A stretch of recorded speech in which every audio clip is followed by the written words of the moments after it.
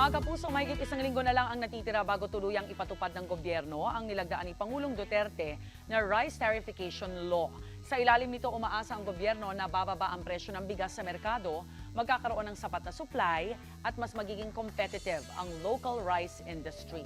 Pero para sa ilang grupo ng magsasaka at retailer, tuluyan lang mamamatay ang kanilang industriya. Pag-uusapan natin yan kasama ang ating resident analyst na si Maring Winnie Monsod. Tito Wins, good morning po. Good morning, Rhea. Good morning, mga kapuso. Mga kapuso, huwag kayong maniniwala. Hindi mamamatay ang rice industry natin. Okay. Pwede ba yung mga grupo na nagsasabing, yun na natatakot sila?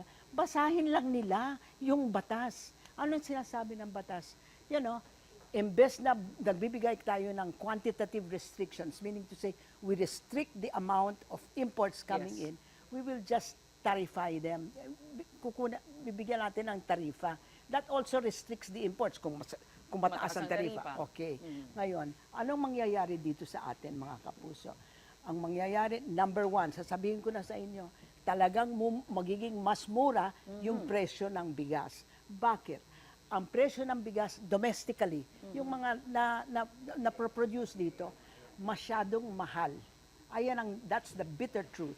Our costs of production in the Philippines are higher than our Asian counterparts.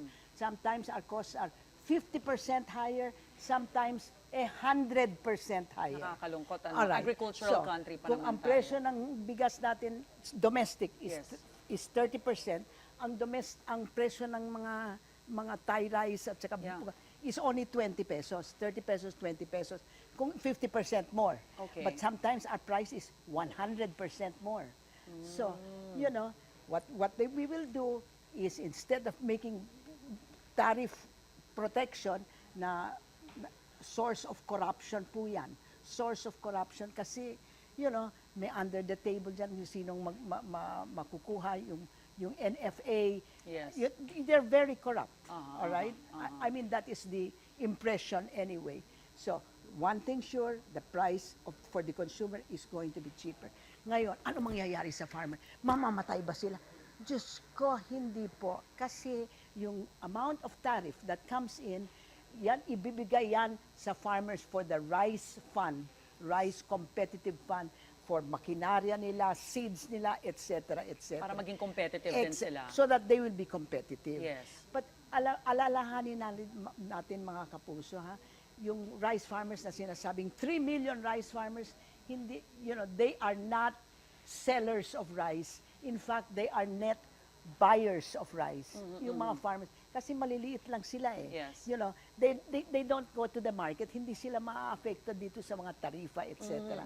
But those who are talagang, you know, ang taas-taas ng cost of production ng rice nila, tutulungin sila ng gobyerno. Ayun. It will take time. And I am assuming, mga kapuso, that the government will handle this rice fund properly. Basta walang makokorap. Kaugnay po niyan, Tito Wins. Tawagin na po natin, makakausap natin si Department of Agriculture Secretary Manny Piñol. Secretary Piñol, paano nating babantayan itong pondo na makukuha natin dito sa mga imported rice para talagang diretso sa ating mga magsasaka? Let me just, good morning, Professor Winnie. Good morning, sir. Opo. Gusto ko lang pong i-correct yung impression na para bang natatakot yung mga tao na napunta sa PA yung 10 billion, makukurap.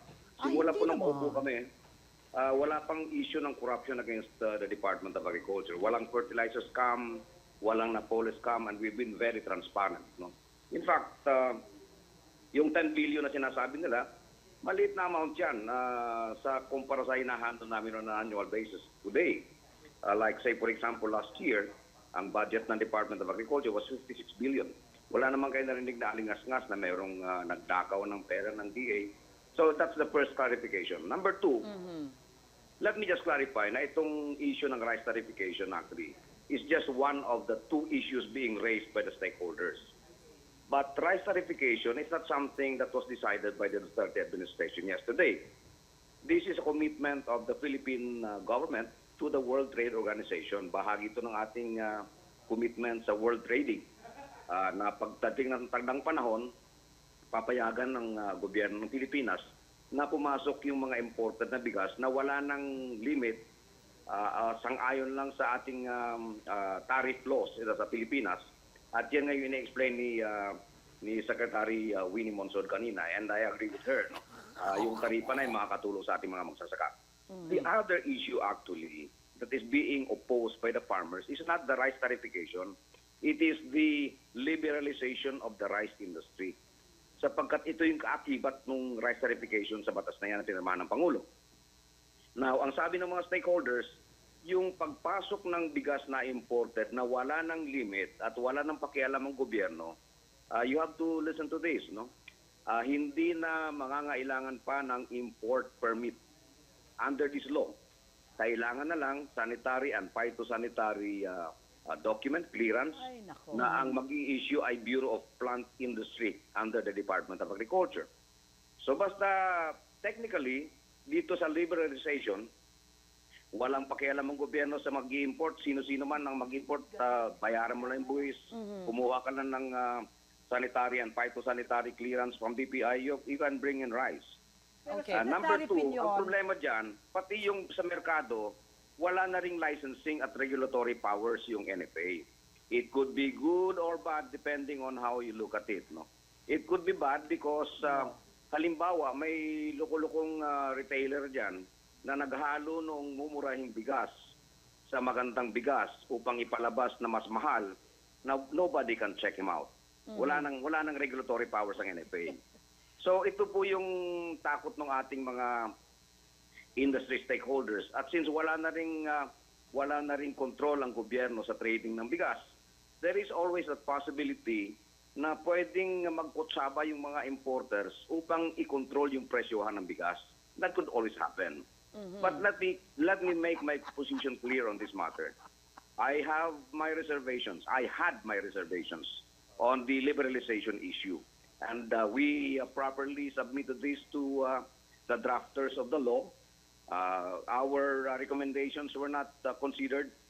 But since I am a worker of government, trabahante po ako ng gobyerno at hindi po ako miyembro ng isang NGO advocacy group, kung ano man po ang desisyon ng ating pamahalaan, I have to implement it and make sure that it will be successful. Okay. Secretary Piñol, it is not, I Opo. don't think it's quite accurate to say that the government will have nothing to do with it. It says that if the minimum access volume of 350,000 tons of rice is exceeded, ang tarifa magiging 180%. No, Ayan ma'am. You're Ay, wrong. naku, ayan ang Excuse me. sinasabi ng batas. No, ma'am, you're wrong. Ang taripa I lang po just sa read ASEAN it. countries, 35%. Yes, 35% 35% tariff Yes. on ASEAN rice, 40% tariff on non-ASEAN rice, and Yes. for rice exceeding the minimum access volume. No, And ma'am. I Hindi just po. read the law, Secretary Piñol. No, ma'am. I fully understand sorry. the law. Yung 180% na sinasabi nyo, discretion ng Pangulo yon. Kung halimbawa talagang binabahan ng No. imported na No, bigas ang that- ating that merkado. is the law. To And the the detriment president- of our... No. The president we further will has not be able to understand discretion. each other if you interrupt me. If you allow me to explain, I think it will be clearer, no? Well, Secretary Piñol, I'm sorry, I Sige po, just kayo read the law. magsalita. The law is very clear, it's 180%, but the President has the power to raise or lower the tariffs in any emergency so long as the Congress is not in session. So I think that the farmers are going to be well protected by that. I mean, it is not fair to praise this law with faint praise. You're damning the law. It's ma'am. very. I'm just explaining. Okay. I will work for the implementation of the law. Let me make this clear because I'm a worker of government. Pero tinatanong niyo ako kung ano ang ibig sabihin nito, sinasabi ko sa inyo, ayaw niyo maniwala sa akin. You Pero might may- as well Talaga. cut off the line and continue believing on what you believe in. All right. I don't think this is a move- healthy conversation because if you keep on interrupting me, I am just expressing to you I'm my sorry. interpretation. All right. Secretary Manny Piñol, would you like to add anything else bago po ako mag-proceed sa susunod kong tanong? Just to end this, If we keep on doing this, na tinatanong niyo ako ng isang tanong and then you argue with me, No, there's sir. no point No, continuing No, this sir, I interview. was just correcting your impression No, ma'am, that the government I- has nothing to ma'am. do anymore with this liberalization. Aha. That's what I was Alam doing. nyo, simula pa ma'am, mula pa sa Kongreso, sinusubaybayan na namin itong batas na ito. We held national consultations all over the country. In fact, kahapon kasama ko yung mga direktor. Because we will be holding another information caravan to explain the intricacies of this law and its implications on the life of the Filipino farmers. Simple law. I fully Okay. understand this. Yung po sinasabi niyo na 180%, that could be exercised by the President if the rice industry is threatened by the flooding of imported rice. No. Pero ordinarily, yung taripa will only be 35% for rice coming from ASEAN countries and 50% for rice coming from India and Pakistan, which are not members of the ASEAN. Alright. Yun po yung taripa. Yes, Secretary Yes. Piñol, if you will allow me po, no, ibabalang po natin sa mga mamimili sa mga palengke. Magkano ba ang inaasahan nilang baba sa presyo ng bigas? At meron din hubang katotohanan na mawawala ang NFA rice sa merkado pagdating po ng Agosto? Well, the President has made a commitment. Senator Cynthia Villa, the principal author of this law, has issued a public statement that even with the tarification and even with the non-participation of NFA sa stabilization ng supply sa presyo sa merkado, there will still be available NFA rice. Then I will find ways to, make a recommendation kung paano yung presyohan ng NFA na bigas sa palengke. So hindi ho Because mawawala? they said that it will continue even after August. Because right now, ang stocks namin sa NFA is good up to the end of August. Yan yung last na importation ng NFA, 750,000 metric tons. And yan ay tatagal hanggang katapusan ng Agosto. Okay. Now, that will be sold for 27 pesos. But 20 since the NFA will no longer be allowed to import rice, Right. which I agree with, no? Sapagkat yan mo yung maraming alingas-ngas na kunyari, nasabi nila mayroong corruption and so on, itigil na natin yung importation by the NFA. Let the private sector do it. But at the same time, yung NFA will only be buying from the farmers. And right now, the buying price of NFA is 17 pesos per kilo. But we have decided to give our farmers an incentive of 3 pesos and 70 centavos per kilo for the rice that they sell to the NFA. Effectively, kapag ganyan ang presyo mo, pinakwenta na namin sa NFA, ang magiging presyo dapat ng bigas dyan para hindi malugi ang gobyerno would be about 33 pesos and 70 centavos. So, ngayon, ang tanong, will the NFA rice still be available in the market? Of course, saan namin dadalhin yung palay na binibili namin? We really have to sell it. At what price? That will be decided by the policymakers. Would they like to retain 27? That's fine with us. But NFA will be losing money. Can they adjust it to make it more realistic? That's our suggestion. So, ang Pero yun nga ho, tanong, Secretary, magtutuloy ba ba? Yes. kailangan pa ho ba ng NFA rice kung magiging mura na naman ang bigas, magiging competitive ho kasi ang presyo dahil sa pagdating nga ng mga imported rice? You have to understand na ang papel actually ng NFA rice is not to supply low-priced rice in the market. Okay. It is to stabilize the price of rice in the market. Alright. Sapagkat kung halimbawa, hindi remote na magkutsaba yung mga importers, sabihin nila, 40 na natin gawin yung ating bigas, sama-sama na tayo. Pwede mangyari yan. So the NFA will still be there to sell rice at a lower price to allow our low-income families Yes. to have access to available and affordable rice. Okay, Secretary Manny Piñol, maraming salamat po sa inyo at magandang umaga. Nakausap natin ang Salamat po. Agriculture Secretary Piñol. Tito Vince? Oo. Alalahanin natin mga kapuso that itong promise nito that the Philippines will tarify the rice instead of limiting imports is a 25-year-old promise. Okay. It's good that it is going to be affected today.